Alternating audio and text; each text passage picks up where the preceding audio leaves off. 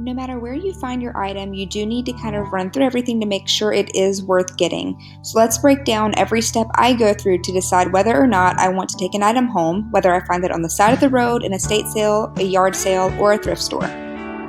I am totally fine with getting items that are fake wood, but if I'm paying money for it, I do want to make sure that I am getting good quality.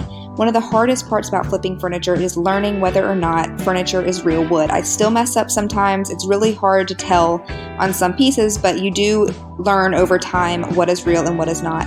If you see this picture, you'll see it's laminate. It's got a really shiny surface, almost looks like a fake layer of plastic over the entire piece. This is veneer. Veneer can be sanded down, but if you look at the bottom of the photo, you'll see that underneath is very fake wood, and that's what happens if you sand harshly or go too far, which is very easy to do. So keep in mind, if you're getting a piece of furniture that is fake wood, if it's veneer, you may be able to sand down to get a natural look, but if you go too far, it will ruin the veneer. And on laminate, on the last slide, you cannot sand that. Your only option there is to prime and paint. Particle board is another option. It's not real. It's very cheap. You can't do much with it. All you can really do is prime and paint. You can't sand it down. You can't make it look like real wood. Here you can see a piece of real wood. If you look on the edge of the wood, you'll see the grain there. Now, some businesses have gotten really good at making fake wood look like real wood, but most of the times if it has that grain on the side, it's going to be real, which means you can sand it, stain it, paint it, whatever. It's going to be higher quality, and most often it is more expensive than other types of furniture. But you can also sell it for a little more than fake furniture. One of the most common questions I get is how much should I pay for a piece? Unfortunately, I can't give you a number because it's going to completely depend on your location. You need to research, check out pieces that are similar on Facebook, see what they are selling for. Keep in mind that some styles and some pieces of furniture are not going to sell well in your area, and it may be through trial and error or research that you determine what sells best. Quality is also very important. I might pay $40 for a great buffet because I know it's going to sell well, but if it's really in poor condition and it's not going to be worth the time and energy, I'm not going to pay more than $10 for it. It really depends on the quality of the piece, whether it's made of real wood, lots of damage, things like that. You also need to run the numbers. Consider the supplies and time and money you're going to be putting into this piece to make it worth selling. Like I covered in the last section, I don't take everything that I find. Anything that smells, may have bugs, I don't take it. If it's out of style and cannot be made fashionable, I don't take it. If there is water damage, it can be fixed by essentially rebuilding portions of the piece of furniture, but to me that's just not worth all the time, energy, and money that would go into it. If it's missing drawers, I leave it. You can put baskets in, that's very creative, it's just not my style. I personally don't like taking home fabric items. If they may be stained or smell bad or need to be reupholstered, I don't do reupholstery, so I personally leave those items behind. There's also an increased risk of bed bugs in fabric.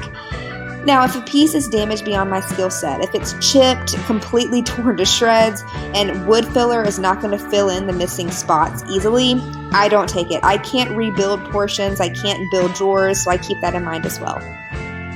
You will need to research, like I said, what sells best in your area and what does not.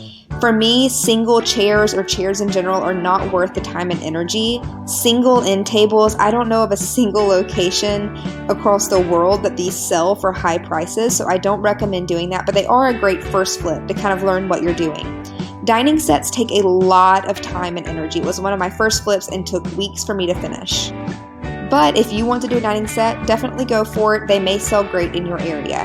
I've also noticed that bookshelves, because they have so many corners, you have to do the bottom, the top, all of that. It does take a long time, and for me, it is not worth the energy, but it may be in your area.